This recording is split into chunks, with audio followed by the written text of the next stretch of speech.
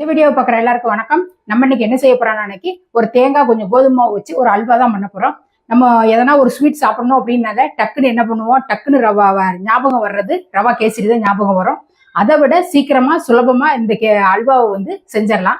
நம்ம வந்து எப்போதும் அடிக்கடி செஞ்ச ஸ்வீட்டாவே செஞ்சு கொடுக்கறத பதிலாக இதை வந்து கொஞ்சம் வித்தியாசமாகவும் இருக்கும். அந்த தேங்காயோட டேஸ்டோட இந்த கோதுமை மாவு சேர்த்து செய்யும் போது அல்வா ரொம்ப நல்லா இருக்கும். இந்த அல்வாவை வந்து எப்படி செய்யலாங்கிறத வாங்க பார்ப்போம். இப்போ வந்து அல்வா செய்யறதுக்கு வந்து நான் தேங்காய் வந்து ஒரு சின்ன தேங்காயை துருவினதுக்கு இந்த அளவுக்கு தேங்காய் எடுத்திருக்கு. நான் வந்து அளவு வந்து உங்களுக்கு சொல்லிடுறேன். ஒரு கப்பு எந்த தேங்காய் வந்து எப்படி எடுக்கிறோமோ அதை வச்சு அளவு எடுத்துக்கோங்க. நான் அந்த தேங்காயை வந்து நல்லா துருவிட்டு நல்லா மிக்சி ஜாரில் போட்டு தண்ணியே சேர்க்காம அரைச்சி எடுத்துட்டு வந்திருக்கேன். அரைச்ச நாளைக்கு கொஞ்சம் இதளவு நைஸாக ஆகிடும். நல்லா சுற்றி சுற்றி விட்டு அரைச்சிக்கோங்க. அந்த தேங்காய் அரைச்சதுக்கு அப்புறம் எந்த அளவு இருக்கோ அதே அளவுக்கு எல்லா பொருளுமே எடுக்கணும். இப்போ வந்து நான் தேங்காய் வந்து ஒரு கப்பு எடுத்தோம் அப்படின்னா அரை கப்பு கோதுமை மாவு, அதே அளவு ஒரு கப்பு வெல்லம் எடுக்கணும். நான் வந்து வெல்லம் கொஞ்சம் கம்மியாக இருக்கிறதுனால அதோட கொஞ்சம் நாட்டு சர்க்கரை சேர்த்துக்கிறேன். எனக்கு வந்து தேங்காய் வந்து 3/4 கப்பு தான் இருக்குது. அதனால அதுக்கு தகுந்த மாதிரி நான் எடுத்திருக்கேன். 3/4 கப்பு வெல்லம், ஒரு 1/4 கப்புக்கு கொஞ்சம் கூட கோதுமை மாவு எடுத்திருக்கேன். ஒரு 2 ஸ்பூன் நெய் இருந்தால் போதும். அந்த நெய்யோட சேர்த்து இது பண்ணிடலாம். நம்ம தேங்காயில் உள்ள வந்து ஏற்கனவே நெய் வந்து தேங்காயில் எண்ணெய் வந்து பிரியும். அதனால நெய் வந்து ஜாஸ்தி தேவைப்படாது. நான் வந்து இப்போ வந்து 2 ஸ்பூன் கிட்ட நெய்யை வந்து உள்ளே ஊற்றி சூடு பண்ணியிருக்கேன். இப்போ அந்த கோதுமை மாவை போட்டு நல்லா வறுக்க போகிறோம். இந்த கோதுமை மாவு வந்து நான் உள்ளே சேர்த்துறேன். நெய் வந்து சூடு ஏறிட்டு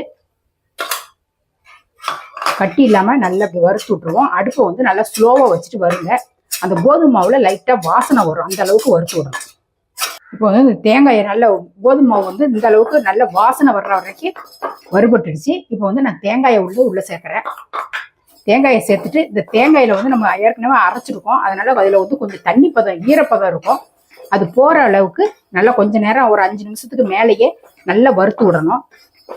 நான் வெல்லம் வந்து இதில் ஒரு வெல்லம் எடுத்து வச்சுருந்தேன் இல்லையா, அந்த வெல்லத்தை வந்து நான் வந்து 1க்கு 2, அதாவது தேங்காய் வந்து 1 கப்பு எடுத்தோம், அரை கப்பு கோதுமை மாவு, அதே அளவு 1 கப்பு வெல்லம் எடுத்திருந்தேன். 2 கப்பு தண்ணி ஊற்றிருக்கேன்.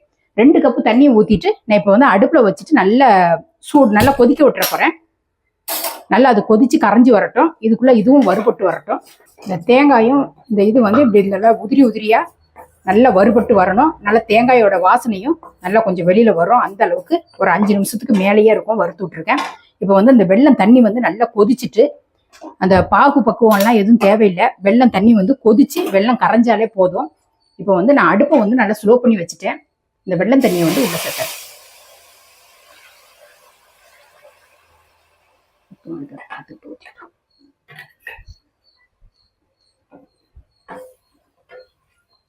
இந்த வெல்லம் தண்ணியை ஊத்துனதுக்கு அப்புறம் கைவிடாம கொஞ்ச நேரம் கிளறி விட்டுருவோம். இல்லைனாக்கா அந்த கோதுமை மாவு வந்து கொஞ்சம் கட்டிப்படுற மாதிரி இருக்கும். அடுப்பை வந்து நல்லா ஸ்லோவாக வச்சுட்டு நல்லா இது வந்து நல்லா திக்காகி அல்வா பதத்துக்கு வரணும். அந்த அளவுக்கு கொஞ்ச நேரம் நல்லா கிண்டி விடுவோம். இப்போ வந்து இந்த அல்வா பக்கத்துக்கு நல்ல கெட்டியாக வந்துருச்சு. இப்போ வந்து இதில் நெய்யும் முந்திரி பருப்பும் நான் வறுத்து வச்சுருக்கேன். இதில் வந்து ஒரு 2.5 ஸ்பூன் கிட்ட நெய் விட்டுருக்கேன். முந்திரி பருப்பை வந்து வறுத்து எடுத்துட்டேன். உள்ளே சேர்த்துட்டு இது கொஞ்சம் வாசனைக்கு கொஞ்சம் ஏலக்காய் பொடி சேர்த்துருவோம்.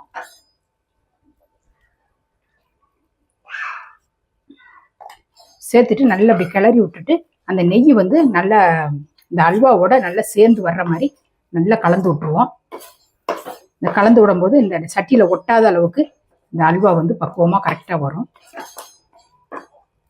இந்த அல்வா வந்து கரெக்டான பக்குவத்துக்கு வந்துருச்சு. நான் அந்த முந்திரி நெய் தாளிச்சு கொட்டினதுக்கு அப்புறமும் ஒரு 5 நிமிஷம் கிட்ட அடுப்பில் வச்சிருக்கேன். நெய் வந்து உள்ள நல்லா இழுத்து திருப்பி வந்து அந்த நெய் எல்லாமே வெளியே விடும். அந்த அளவுக்கு நம்ம கொஞ்ச நேரம் அடுப்பில் வச்சு கிண்டி விடணும். இந்த அளவுக்கு நெய் வந்து அல்வா வந்து ஒட்டாம இந்த அளவுக்கு இப்படி நல்லா சுருண்டு வர்ற போது அடுப்பை ஆஃப் பண்ணிடலாம். அல்வா வந்து ரெடி ஆயிடுச்சு. எங்க வீட்டுல வந்து அல்வா வந்து ரெடி ஆயிடுச்சு. இதே மாதிரி உங்க வீட்லயும் செஞ்சு பார்த்துட்டு எப்படி இருந்ததுங்கிறத கமெண்ட்ல சொல்லுங்க. இதே மாதிரி அடுத்த ஒரு சூப்பரான ஒரு வீடியோல நான் உங்களை சந்திக்கிறேன். நன்றி, வணக்கம்.